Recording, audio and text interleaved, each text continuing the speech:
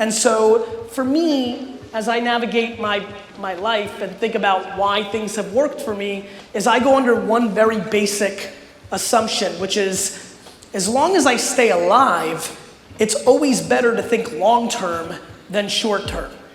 And the other thing that runs in parallel to that strategy is my inability to allow one of your opinions to matter more to me than my own opinion about myself. Not because I think I'm great or special, it's just that I think you suck at shit too. So for me, the themes of what's been happening, why entrepreneurship has been put on a pedestal and is popular, what's happening with the internet at its maturity, the fact that there's so many phones being held up right now, all these different things that are happening, what does it really mean? What it means is there's a group of people, a small percentage of people, that navigate their life decisions from a place of confidence and emotional stability and think in terms of legacy and impact and things in the long game. And there's a group of people that think about insecurities, needing to buy things to cover up their insecurities, so they need cash in the short term because a pair of Supremes or a BMW is gonna close the gap of their insecurity. And then there's the in-between. And so for me, I'm very focused on the fact that the stuff that I believe in seemed like a fairy tale or bullshit just 30 years ago because the internet didn't exist. For all the youngsters that I see in the audience, they don't understand a world pre-internet. They don't understand a world pre-smartphone. I'm fucking old. I remember I was 18 before I ever spent 24 hours on a computer in my lifetime. I know what the world looked like. It wasn't practical to have debt and work your 9 to 7 and then come home and make something of yourself. I struggle to complain about anything in a world that is this special. You can decide to look at something narrow and decide stuff sucks or you have a shortcoming, or you can understand the macro, and let's call it very simply what it is because it's truth. This is the greatest moment to be alive in the history of the human race.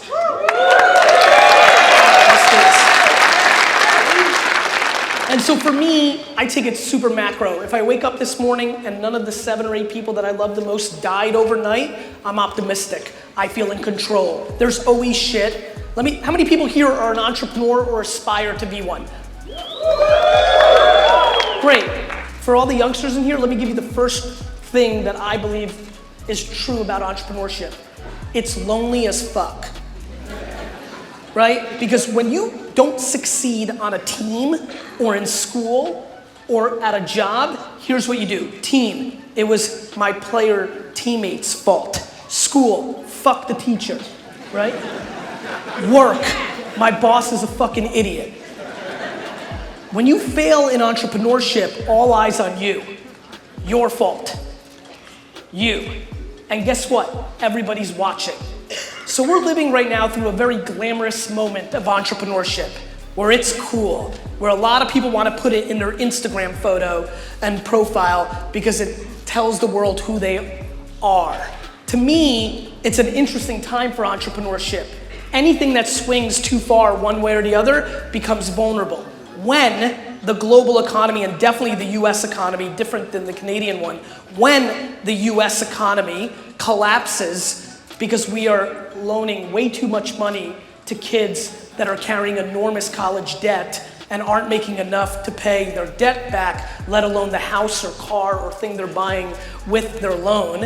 When the US economy crashes because of college debt and the economy really suffers, 2 things will fall in popular opinion. Number 1, the institution of colleges in the United States. Number 2, the fantasy of entrepreneurship. 98% of the hands that just went up will fail and work in a job in 6 years. Yet, everybody just thought, I'm one of the 2% that isn't. Which is fucking awesome. And do it, and I can't wait for you to kill it. But I will say that while we are talking about all these themes right now, my propaganda, my push, my want for people to debate during this talk is not that I'm gonna rah-rah you up and you're gonna go fucking crush your business. But I am gonna hope to put pressure on everybody in this room to get really self-aware really fast. I think the reason I have a happy life and things have gone well, and more importantly, forget about me being a focus group of one, everybody that I know that has happiness traces back to some incredible commitment to self-awareness. An incredible thing happens in your life when you stop bullshitting yourself. Look, I wish I was a lot of things too. I wish I was the quarterback of the New York Jets. Not gonna happen. I wish I was a supermodel. Not gonna happen. I wish a lot of things too. But when you romanticize and wish, instead of actually being practical and understand, you create a vulnerability. And let me remind this group of people about something that's very important to me. By show of hands, who's under 30 years old? Raise your hands. Fuck. Actually, I want everybody to see what thank you for the lights. If you were under 30, I want you to stand up.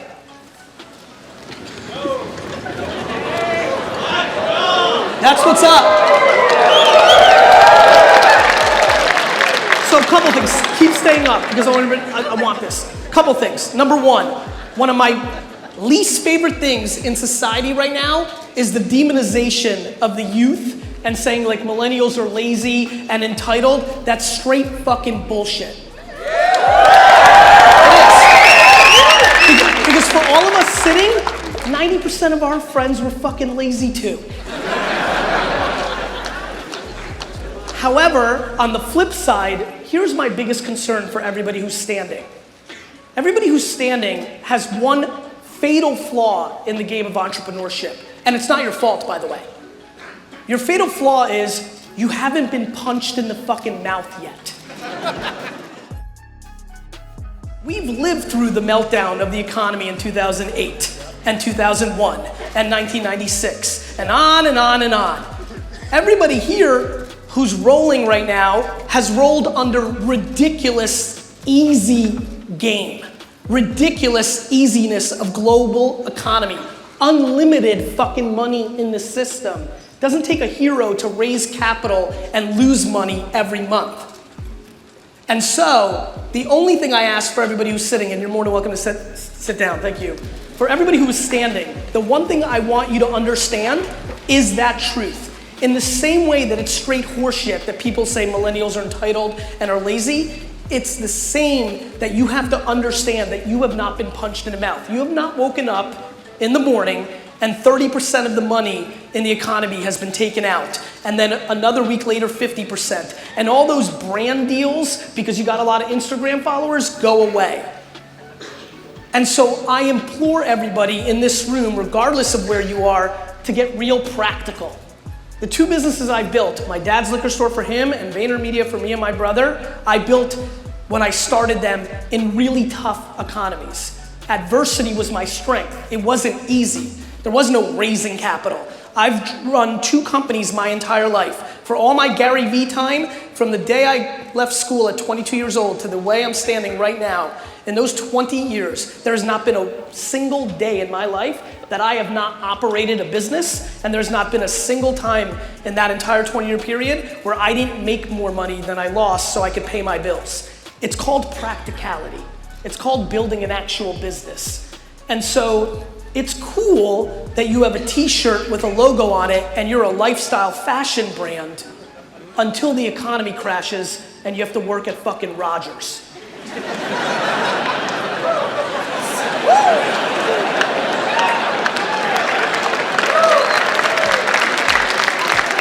Now look, don't get it twisted. I'm not on a high horse standing up here saying I'm successful and you're not yet or anything cool like that. I'm desperate for you to win. And for you to win, you have to have business principles. You have to be able to sustain your business. And you have to understand that when there's an abundance, that is not always going to be the way it's going to be. And so are you, with your profits, if you're crushing it, are you putting that back into your business or saving that, or are you buying dumb shit to look good on Instagram?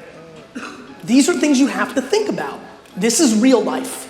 And real life will rear its head very soon, sooner than later. I have no idea if I did. I would play the markets that way. Nobody really understands when, how, or for what reason, but it's just the way it's always been. And guess what? I don't feel comfortable when the global economy is getting close to a decade of prosperity, because it usually isn't able to hold on that long. Now, there's been enormous amounts of manipulation of governments supporting it, but fundamentals are fundamentals. And so I stand here today trying to get people into the right mindset of the yin and yang of what's happening, which is both things are true. A, it's unbelievable that things have been so good for so long, and it's a good time to start strategizing what if.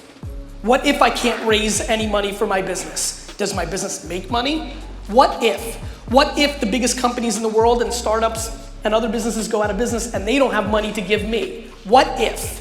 At the same token, what makes this time tricky is that the internet is starting to hit such a scale and such an opportunity that there is a land grab and more opportunity than ever for the individual businesses and anything else. It's incredible to me that you can start a brand from zero, have a smart Instagram and Facebook strategy, sell it on Shopify Plus and Amazon, and build a real business in a year or two. That is remarkable, that is incredible, and that is what makes this era special. Let me tell you this again, and I referenced it earlier. My friends, humans will look back at this era. They will look back at this era like you are living in one of those interesting times that will be reviewed over and over and over because you lived during the era of the internet being established, of blockchain being established. This is big fucking shit. This is big fucking shit. This is printing press. This is big. This is big, big, big, big, big. And so now what you have to do is be on the offense practically. There's people on the defense. There's people fear-mongering technology. Right? Watch the subtleties. We're shitting on technology. We're blaming Facebook because we don't like to blame ourselves. Right? Facebook didn't vote for you, asshole. We live in an incredible time where the opportunity for the entrepreneur, the educator, the stay-at-home mom, the litigator, this is for everybody. My biggest plea here today is for everybody who is sitting down. If you're 47 years old and you think you're finished, you need to rethink everything. I am so frustrated by watching all the teenagers and 20-year-olds take full advantage of this opportunity because they don't know any better, and for the 40 and 50 and 60-year-olds closing their mind without realizing that they're gonna live for the next 40 years, and this fucking land grab is for you too, and good news, old fuckers, you have experience.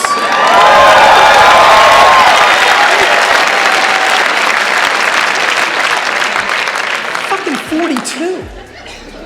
I'm not fucking young, I'm not a baby. I just understand how good the opportunity is, and I struggle with my 46 and 59 and 60, 70-year-old friends who think, because that's how we grew up, that they're getting to the end of the years without recognizing how much healthier we are as a race in our 70s, 80s, and 90s. You compound how fast medicine is advancing. If you're 40 to 60 in this room, your numbers are gonna look like 100, 110, 100, like, what do people think is happening here? And if you're 63 in this room and you're living another 50 years, you're only at halftime, but when we grew up, you were towards the end.